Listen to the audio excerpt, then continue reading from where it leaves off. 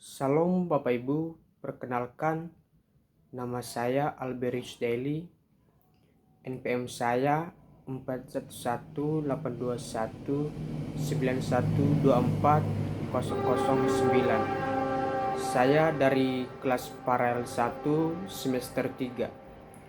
Yang terhormat dosen pengampu Bapak Dani Nuryadi MPD dan Ibu Dr. Aridotul Hakia MPD.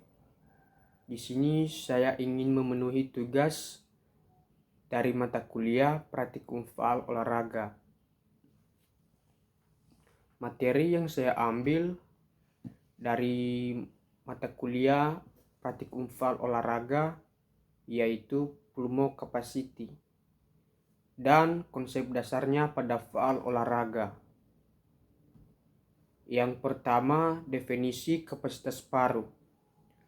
Kapasitas paru atau pulmo capacity adalah volume udara yang dapat dihirup dan dihembuskan oleh paru-paru selama proses pernapasan.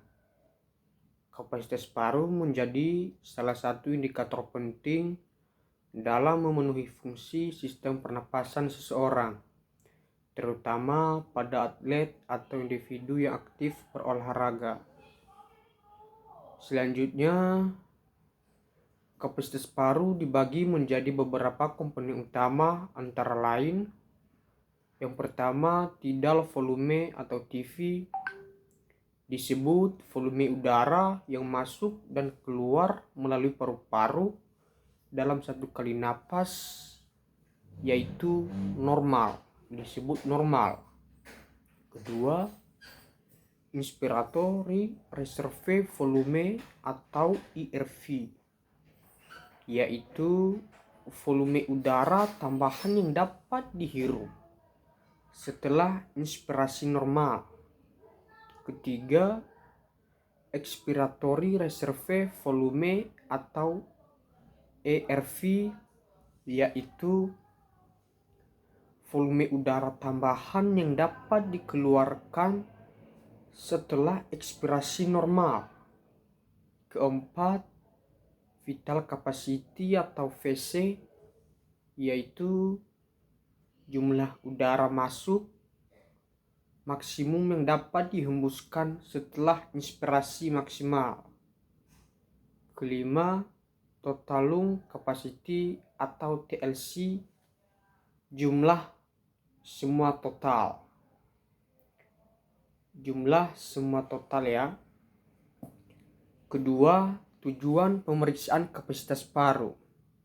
Tujuan pemeriksaan kapasitas paru dalam konteks faal olahraga antara lain: yang pertama, menilai kemampuan sistem pernapasan dalam mendukung aktivitas fisik.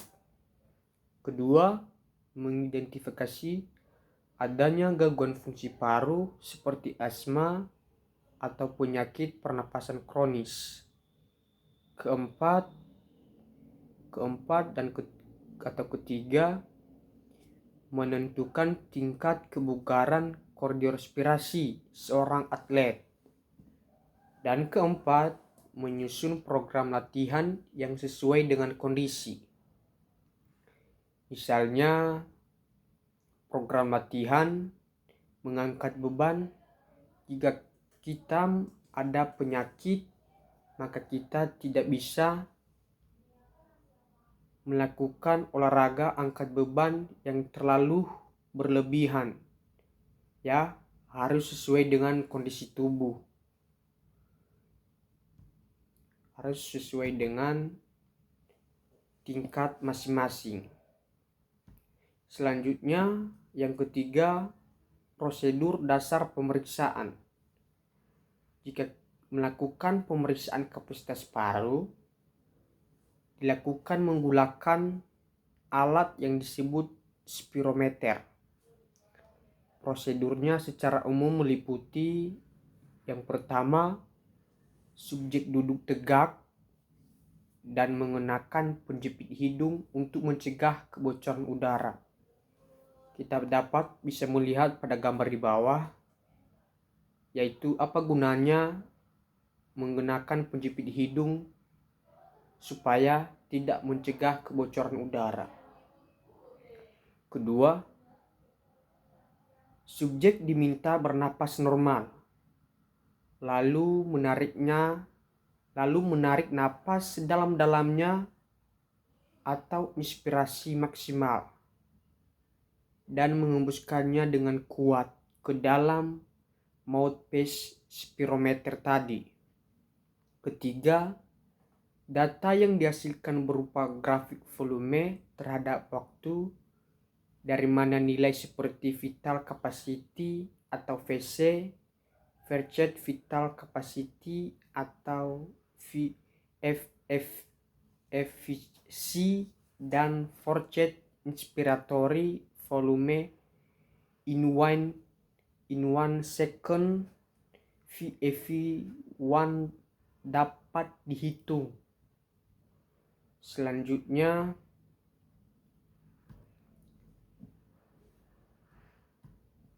empat manfaat dalam olahraga. Yang pertama, meningkatkan performa atlet dengan mengetahui kapasitas paru. Pelatih dapat menyesuaikan intensitas latihan dan meningkatkan efisiensi pengguna oksigen. Kedua, mendeteksi risiko cedera atau gangguan pernapasan. Pemeriksaan rutin membantu mendeteksi masalah sejak dini.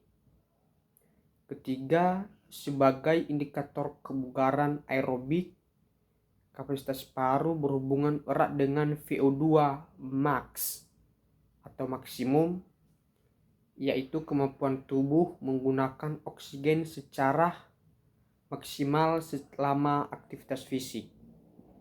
Keempat, evaluasi adaptasi latihan.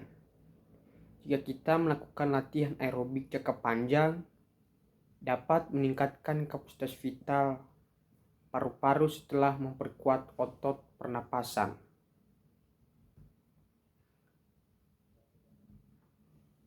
Nah, daftar pustaka, saya akan menjelaskan beberapa daftar pustaka yang saya temui. Yang pertama, Wilmore JH dan Castile pada 2004. Physiology of Sport and Ensure Target Human Kinetics.